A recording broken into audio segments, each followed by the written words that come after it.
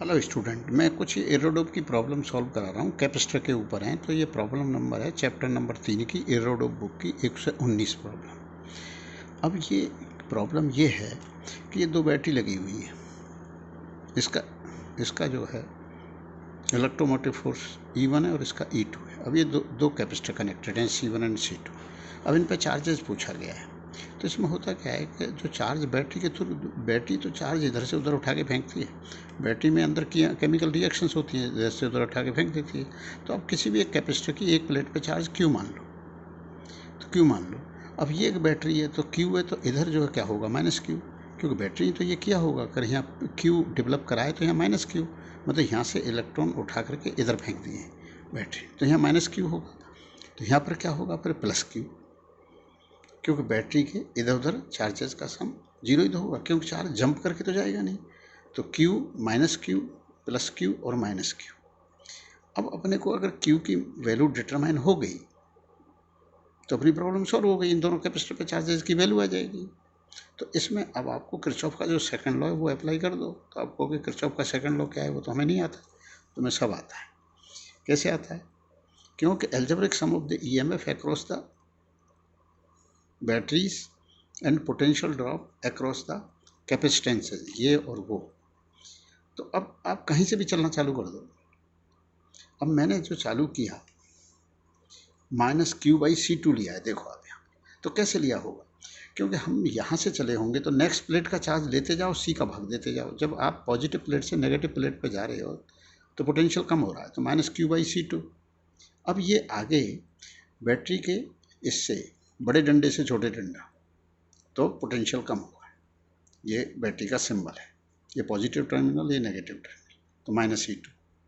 फिर आप आ जाइए यहाँ पर, आप यहाँ तक तो पहुँच गए। अब यहाँ से यहाँ जब जंप करोगे तो पॉजिटिव चार्ज से नेगेटिव चार्ज जाओगे, तो -Q/C1। देन फिर आप नेगेटिव से कहाँ गए, पॉजिटिव पे गए। EMF को क्रॉस करा तो मैंने छोटे डंडे से बड़ा डंडा, तो +E1 बराबर 0। अब ये बराबर 0 करते ही Q की वैल्यू आ गई। अब नेक्स्ट देखिए, अब इसमें सवाल में पूछा गया है कि X और Y पर के बीच पोटेंशियल डिफरेंस क्या है, मतलब VA - VB। मैंने यहाँ पर पोटेंशियल की वैल्यू X मान ली, यहाँ पर Y मान ली। तो क्या पूछा गया है, X - Y। C1, C2, C3, C4, these are 4 capacitors and these 4 capacitors are connected to a battery having EMF E। बाद में इसने ये भी कंडीशन पूछी है कि C1, C2, C3, C4 इनमें क्या रिलेशन होगा जिससे कि A पर पोटेंशियल और B पर पोटेंशियल बराबर हो। कहने का मतलब VA - VB 0। तो अब इसको कैसे करें, अब इसमें नोडल मेथड लगाते हैं। तो कहीं पर पूरे सर्किट में हमें केवल एक जगह 0 मानने का अधिकार है, तो यहाँ 0 मान लिया, तो ये 0 मान लिया, तो ये सब 0 ही है। जब तक कोई कैपेसिटर या बैटरी नहीं आवे, तो जब तक कोई फ्लोर न ऊपर चढ़ रहे हो, न नीचे चढ़ रहे हो, न अंडरग्राउंड जा रहे हो, ना कोई मानो थर्ड फ्लोर पे हो तो थर्ड फ्लोर पे ही घूम रहे हो, तो थर्ड फ्लोर का नाम तुमने 0 रख दिया। तो नीचे जाओगे तो नेगेटिव के इतने फिट नीचे चलेगे, और ऊपर जाओगे तो पॉजिटिव रख दोगे। तो एक जगह 0 कर सकते हो आप बस। तो यहाँ 0 कर दिया, तो ये सारा 0 ही 0 है। अब यहाँ से यहाँ जंप लिया तो ये सारा E है, ठीक है। अब इसका पोटेंशियल मान लीजिए X, क्यों कैपेसिटर को क्रॉस कराए, तो ये E है, तो ये तो E नहीं हो सकता। तो ये 0 है, तो ये तो 0 नहीं हो सकता, तो X मान लिया। ऐसे ही यहाँ Y मान लिया। तो these are the junction point. अब कहोगे हमें तो नहीं आता कि जंक्शन पॉइंट क्या होता है। जंक्शन पॉइंट वो पॉइंट है जहाँ पर बैटरी का कोई कनेक्शन नहीं आ रहा हो, पहले से कैपेसिटर चार्जेज नहीं है। तो algebraic sum of the charges at the junction है 0, क्योंकि पहले से तो कुछ था ही नहीं, पहले चार्जेज था ही नहीं। चार्जेज को एक तरह से आप ये मानिए जैसे कोई मटेरियल हो, तो मटेरियल, अच्छा यहाँ पर ये जंप करके नहीं जाता, चार्ज ऐसे कूद के नहीं जाएगा, तो यहाँ पर चार्जेस का सम 0। अब चार्ज कैसे निकालते हैं, तो यहाँ का सम का मतलब 0 का मतलब है इस प्लेट और इस प्लेट दोनों पे चार्जेस का सम 0 है। तो इस प्लेट का चार्ज कैसे निकालते हैं, इसके पोटेंशियल में से इसके दूसरी तरफ जो प्लेट है उसके पोटेंशियल को माइनस करके कैपेसिटी के गुणा कर दो। तो X - E into C2 plus X - 0 into C1। तो ये इक्वेशन ये लिखा हुआ है, X - 0 into C1 plus X - E into C2 बराबर 0। ऐसे यहाँ का लिख दो, Y - 0 into C3 plus Y - E into C4। तो इंडिपेंडेंटली एक में तो केवल X ही आ रहा है, दूसरे में केवल, ऐसा नहीं आ रहा है कि सम्मिलित X और Y दो, मतलब एक इक्वेशन में दोनों आ रहे हैं। अगर दोनों आ रहे होते तो भी कोई बात नहीं, एक को एलिमिनेट कर देते, दूसरे की वैल्यू निकाल लेते। तो X का मान ये आ गया C2E/C1 प्लस C2 और Y का मान आ गया C4E अपॉन C3+C4। अब किसी ने कहा कि VA माइनस BB कर दो, तो VA माइनस BB आप माइनस कर दीजिए तो VA माइनस BB आ जाएगा, X माइनस Y कर दीजिए। अब किसी ने कहा कि VA माइनस BB बराबर 0, मतलब X बराबर Y कर दीजिए, तो X बराबर Y करा, X बराबर Y कर दी तो E तो कैंसिल हो गया, तो C2/C1+C2 बराबर C4/C3+C4। और जब आपने ये करा तो ये आ जाता है कि ये इंटू ये बराबर ये इंटू ये। इसको कई तरह से बोल सकते हैं, ये इंटू ये बराबर ये इंटू ये, ऐसे ही बोल सकते हैं C1/C2 बराबर C3/C4, तो C4 इंटू C1 बराबर C2। तो ये व्हीटस्टोन ब्रिज बन जाएगी। फिर यहाँ पर कोई कैपेसिटर लगाएंगे और ये कंडीशन होल्ड कर रही होगी कि C1/C2 इक्वल टू C3/C4, तो वो कैपेसिटर यूजलेस होगा। क्यों? वो कैपेसिटर चार्ज ही नहीं होगा। वो कैपेसिटर इसलिए चार्ज नहीं होगा क्योंकि दोनों पोटेंशियल का मान सेम होगा। नेक्स्ट प्रॉब्लम है कि मैं इस तरह की प्रॉब्लम करा रहा हूँ कि एक कैपेसिटर को किसी एक पर्टिकुलर पोटेंशियल से चार्ज कर लिया। अब फिर उस कैपेसिटर को उठा करके जो ये कैपेसिटर खुद जो था वो 1 माइक्रोफैरड का था। अब दो कैपेसिटर थे which are connected in series 2 microfarad and in parallel to the terminals of a circuit consisting of 2 uncharged capacitors connected in series C2 and C3. Determine the charge flow. ये कहता है किसी एक कैपेसिटर को 110 volt से charge कर लिया, जो वो कैपेसिटर 1 माइक्रोफैरड का है। फिर इसको चार्ज कैपेसिटर को 2 अनचार्ज कैपेसिटर हैं which are connected in series 2 microfarad and 3 microfarad, तो इनको फिर बाद में जोड़ दिया, इसको चार्ज करके अनचार्ज कैपेसिटर से जोड़ दिया। तो कहता है चार्ज कितना फ्लो होगा। तो इसमें एक बात का ध्यान रखना है, क्योंकि बात अपने को समझानी है, तो कैसे करेंगे इसको। तो अब क्या होगा कि जब इसको यूँ कनेक्ट कर दिया गया तो इस पर ही था 110 माइक्रोकूलम और इस पर 0 था, तो अब भी जोड़ 110 ही रहेगा। अब मान लिया जाए कि यूँ चार्ज Q फ्लो हो जाएगा, मान लो Q फ्लो हो जाएगा, तो इस पर 110 माइनस Q रह जाएगा और इस पर Q रह जाएगा। अब जब ये कनेक्ट हो गया और सर्किट क्लोज्ड हो गया, फिर तो यूँ वाला पोटेंशियल चाहे इस सिड्डियों से गए छत पर, चाहे इस सिड्डियों से गए, दोनों पोटेंशियल बराबर होंगे। एक इसका तरीका और होता है कि यूँ गए और यूँ लौट के आए, तो जहाँ से गए वहीं लौट के आए, तो पोटेंशियल को 0 कर दो। तो आप बोलोगे कैसे आते हैं और कैसे जाते हैं। जब कैपेसिटर को क्रॉस करते हैं तो charge upon capacity is the potential difference, तो नेक्स्ट प्लेट का चार्ज लेते जाते हैं, C का भाग देते जाते हैं। तो अब मैं यहाँ से चलना चालू करता हूँ, तो ये समझ में आ गया आपके कि 110 था और Q फ्लो हो गया, तो 110 माइनस Q, तो ये Q, और सामने वाली प्लेट पे इंडक्शन से माइनस Q, यहाँ माइनस Q है तो यहाँ दोनों पे मिला के माइनस 110 था, तो यहाँ कितना होगा, माइनस 110 में से माइनस Q घटा दो तो माइनस 110 प्लस Q होगा। जब इसको माइनस का माइनस के साथ गुणा करोगे तो प्लस ही हो जाएगा ना। तो अब आप यहाँ से यहाँ गए तो 110 माइनस Q अपॉन 1, ये पोटेंशियल डिफरेंस हो गया। अब आप यहाँ से यहाँ तो पहुँच गए, तो यहाँ पहुँचने का मतलब आप यहाँ पहुँच गए, फिर आप जो है फर्स्ट फ्लोर पे हो, तो पूरा यहाँ से यहाँ तक फर्स्ट फ्लोर ही है, क्योंकि जब तक बीच में कैपेसिटर या बैटरी नहीं आती तो पोटेंशियल थोड़ी चेंज होगा। अब छत पे ही घूम रहे हो।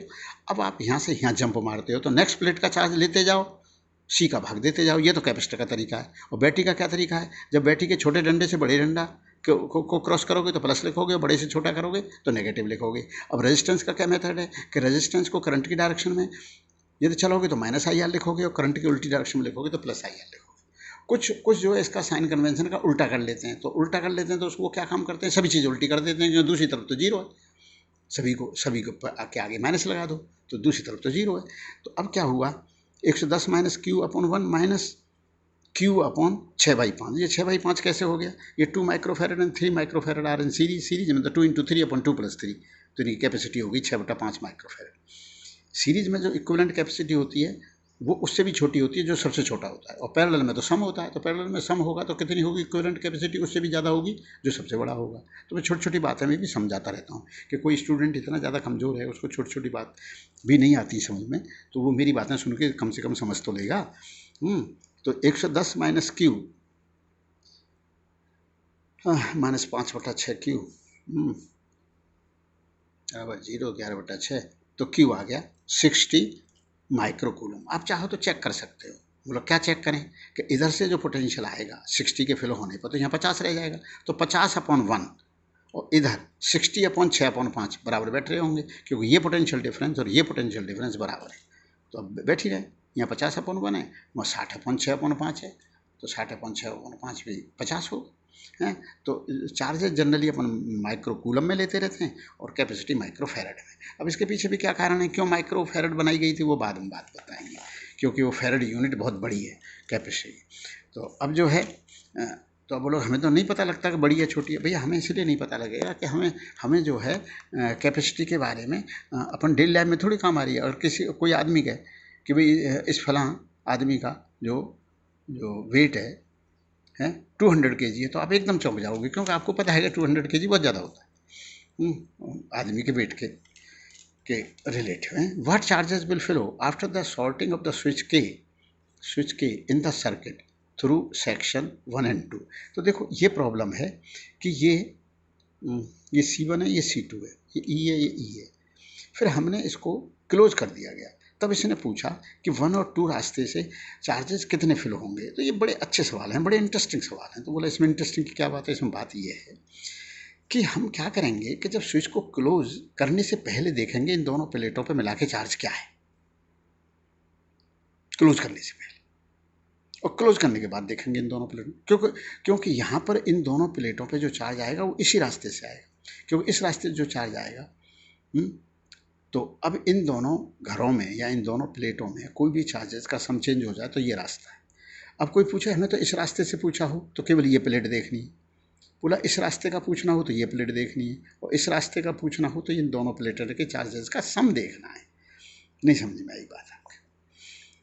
जैसे मकान है, अब कि भाई थोड़ी देर पहले यहाँ पर इतना सामान था, मकान में घुस के अब इतना हो गया, तो जब जो हो गया और जो था वही तो फ्लो होके आया है बस। तो मैं इसमें एक फार्मूला बोलता रहता हूँ, है माइनस था is the flow of the charge. जो आया है और गया हुआ क्या होता है? था माइनस है।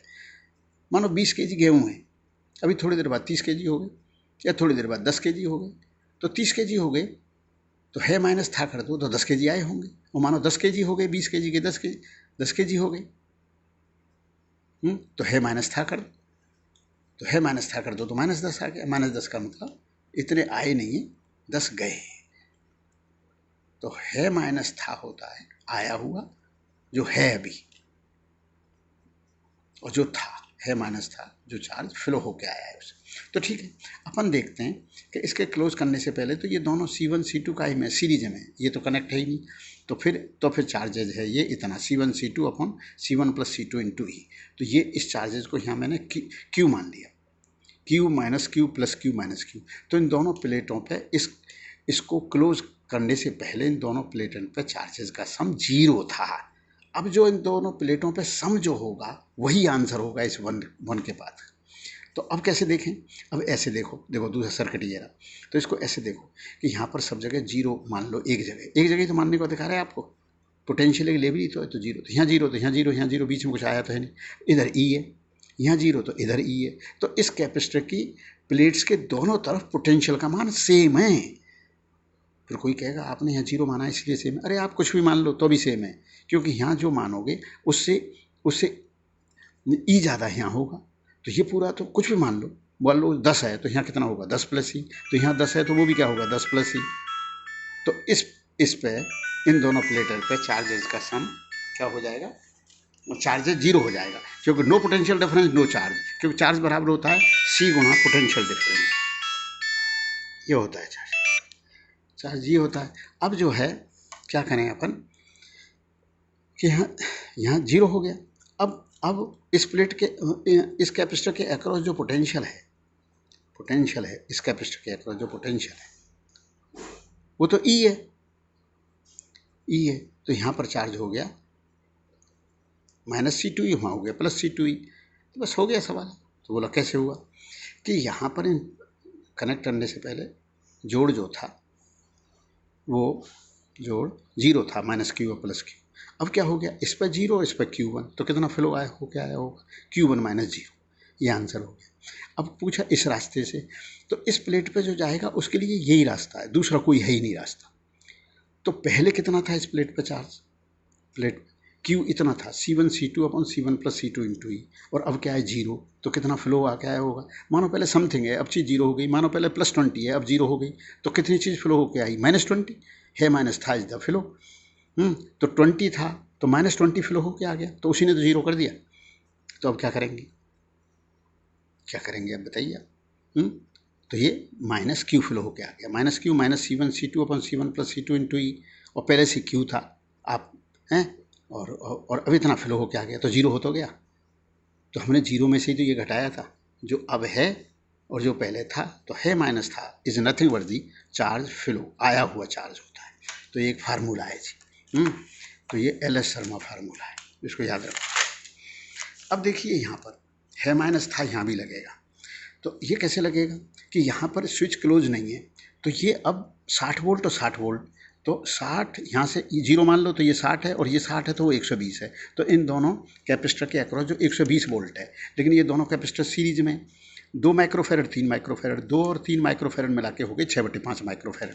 6/5 माइक्रोफेरड इंटू 120, ये चार्जेज है minus Q plus Q minus Q plus Q.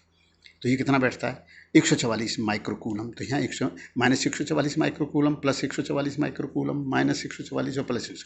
अब स्विच को कर दिया गया क्लोज। अब आप देखो स्विच को क्लोज करते ही तो इसको क्या कहोगे जीरो, तो ये क्या होगा 60 और ये 60 होगा तो वो क्या होगा 120।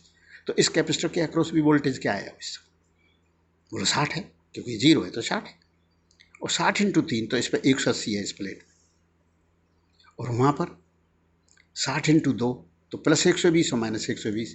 अब इसने पूछा कि इन रास्तों से चार्ज बताओ क्या क्या फ्लो हुए। तो इस रास्ते से जो चार्ज पहुंचा है वो इस प्लेट पे पहुंचा है, तो इस प्लेट पे पहले कितना था, पहले देखो 144 था, तो 120 में से 144 माइनस कर दो तो इस रास्ते से फ्लो हुआ चार्ज है। अब किसी ने कहा इस रास्ते से कैसे निकालेंगे, पहले इसको स्विच को क्लोज करने से पहले इन दोनों प्लेटों पर चार्जेस का सम जीरो था, देख लो आप, प्लस क्यू माइनस क्यू दोनों सीरीज में थे तो जीरो था। अब दोनों पे मिला के क्या है 60, तो यहाँ से 60 ही तो फ्लो होके आया होगा, 60 आया और पहले जोड़ जीरो था। हाँ, वो इस रास्ते का पूछे तो इसी प्लेट को देखेंगे, और इस रास्ते का पूछे तो इस प्लेट को देखेंगे, और वो इस रास्ते को देखें, इस रास्ते को तो इन दोनों प्लेटों को देखेंगे। मैं आपको एक बात बताऊँ कि एक सब्जी वाला सब्जी बेचने आ रहा, अब जब एक मोहल्ले में घुसा और मोहल्ले से निकला तो उसने सब्जी कितनी बेची, तो उसमें क्या देखेंगे जो सारे घर हैं उनमें पहले कितनी सब्जी थी और अब कितनी सब्जी है। सब्जी जो अब है जो पहले थी उसको माइनस कर दो इतनी है, तो वो तो हो गया पूरे मोहल्ले का। और किसी घर का देखेंगे कि इस घर में सब्जी कितनी गई है, तो उस घर में अब कितनी और पहले कितनी थी, तो अब में से पहली वाली घटा दो इतनी गई है। तो ऐसे यहाँ किस्सा है। अगर इस प्लेट का देखेंगे तो इस प्लेट पर आने का रास्ता केवल ये है, इस प्लेट का देखेंगे तो इस प्लेट का रास्ते में ये है, और मोहल्ले का देखेंगे मतलब यहाँ जो आया तो इन दोनों घरों को देखेंगे, तो इन दोनों घरों में मिला के इन दोनों प्लेटों पे मिला के पहले जो चार्ज जो था वो जीरो था, वो फिर आपस में एडजस्ट होंगे जो भी होंगे, और अब जो है वो कहता है 60 है तो 60 फ्लो का है। अब आप हिसाब करना चाहो तो कर सकते हो, क्योंकि इन दोनों घरों का चार्ज जोड़ दोगे तो वो भी 60 ही आएगा। बोलो साहब करके दिखा दो। आज तो इसमें करने में क्या है, यहाँ पहले क्या था 144 और अब क्या है 180, तो 180 में से 144 माइनस कर दो इतना आया है। पहले यहाँ क्या था माइनस 144, अब माइनस 120, माइनस 120 में से 44 हटा तो यहाँ आया, फिर इन दोनों को जोड़ लो तो ये वाला आ जाएगा वो तो कोई दिक्कत है, आ जाएगा वो तो। ये जोड़ की तो बात है। अब नेक्स्ट है find the potential difference VA minus VB, ये पूछा है। बड़ा अच्छा सवाल है, नोडल मेथड का सवाल है। इस सवाल में कुछ है ही नहीं। अब आप कहीं पर भी नोडल मेथड में यहाँ जीरो मान लो तो यहाँ पर हायर बड़े डंडे से छोटे डंडे पे गई तो माइनस E1, और यहाँ पर जीरो माना है तो छोटे डंडे से बड़े डंडा, छोटे डंडे से बड़े डंडा गई तो E2, तो ये यहाँ से यहाँ तक E2 है ये और ये माइनस E1 है, और इसको कह दो X। मतलब पूरे सर्किट में एक जगह जीरो मान सकते हैं, क्यों वही कहानी कि आप ये थोड़ी कह सकते हो कि मोदी जीरो है तो हम माइनस करोड़ों में, और हम जीरो हैं तो वो मोदी प्लस करोड़ों में, तो बड़ा तो मोदी है ही ना। तो जीरो और ये X, ठीक है। अब इस यहाँ पर जंक्शन, तो जंक्शन कौन सा होता है जहाँ बैटरी के कोई कनेक्शन नहीं आ रहे हों और पहले से ये प्लेट्स चार्जेज नहीं हो। तो जब प्लेट्स पहले से भी चार्ज नहीं है और बैटरी के कोई डायरेक्ट कनेक्शन नहीं आ रहे, तो इस जंक्शन पे चार्जेस का सम जीरो है, मतलब इन तीनों प्लेटें का चार्जेस जीरो है। तो इन तीनों प्लेट पे चार्जेस का सम जीरो है, तो प्लेट पे चार्ज कैसे निकालते हैं, एक्स में से E2 घटा दो, C2 का गुणा कर दो, x minus E2 into C2 इस प्लेट का चार्ज होगा। बोला इसका फिर क्या होगा E2 minus x into C2, इस प्लेट का x minus E2 into C2, तो x minus E2 into C2, x minus of minus E1 into C1, x minus zero into C3 बराबर जीरो कर दो, बराबर जीरो करा और x का मान आ गया। अब जो x का मान आ गया वही तो पोटेंशियल डिफरेंस है VA माइनस VB, क्योंकि VA को x माना था, VB को जीरो माना था। तो ये बात हो गई। अब नेक्स्ट है ये क्वेश्चन भी नोडल मेथड से बहुत अच्छी तरह हो जाएगा। इसने कहा इस पॉइंट के पोटेंशियल का मान जीरो मान लो और फिर इस पॉइंट का पोटेंशियल बताओ। तो यहाँ पर बैटरी के कोई कनेक्शन नहीं आ रही, कोई नहीं आ रहे, आप देख लो कोई कनेक्शन नहीं आ रही, और पहले से ही ये प्लेट्स चार्जेस नहीं है। तो यहाँ पर इन तीनों प्लेटों के चार्जेस का सम जीरो करना है, तो आप लोग कैसे करें जीरो? तो भैया ये जीरो है, ये पॉइंट पूरा एक ही है यहाँ से यहाँ तक, तो इसके पोटेंशियल का नाम मैंने एक्स रख दिया। तो बोला ये क्यों नहीं रखा? इसलिए नहीं रखा कि इसको एक्स रखते फिर इनके E1 ज़्यादा है, क्योंकि ये डंडा ये E1 की बैटरी है, तो x प्लस E1 ये x plus E2 plus x plus E3। यहाँ तो फिर क्या करना पड़ता है कि जीरो मान के अगर तीनों ये लिखता तो x y z लिखने पड़ते, तो मैं 3 अननोन क्यों पैदा करूँ? यहाँ जीरो मान के इसको x कह दिया, और ये जीरो मानना मेरी मजबूरी थी, क्योंकि उसने जीरो कहा था कि इसको जीरो लेकर के इसका पोटेंशियल बताओ। तो जीरो x और x प्लस E1। अब यहाँ पर जो प्लेट आ रही हैं उनके चार्जेस के सम को जीरो करना है, जंक्शन पर चार्जेस का सम जीरो, किरचॉफ का फर्स्ट लॉ। तो अच्छा, तो आप बोलोगे सेकंड लॉ, तो फिर आप कहोगे मैं सेकंड लॉ तो लगाता नहीं हूँ, मैं लगा चुका, इसको जो मानना ही तो सेकंड लॉ है। जो एक जगह जीरो मान लिया, फिर एक एक्स मान लिया, फिर लॉ लगा दिया, एक्स प्लस E1 होगा, ये एक्स प्लस E2 होगा। तो सेकंड लॉ तो मैं सर्किट के ऊपर लगा दिया करता हूँ, और जो फर्स्ट लॉ है ना, algebraic sum of the charges at any junction point is zero, वो उससे मैं इक्वेशन बना देता हूँ। तो इससे मेरे अननोन कम हो जाते हैं, अब मात्र एक अननोन है एक्स।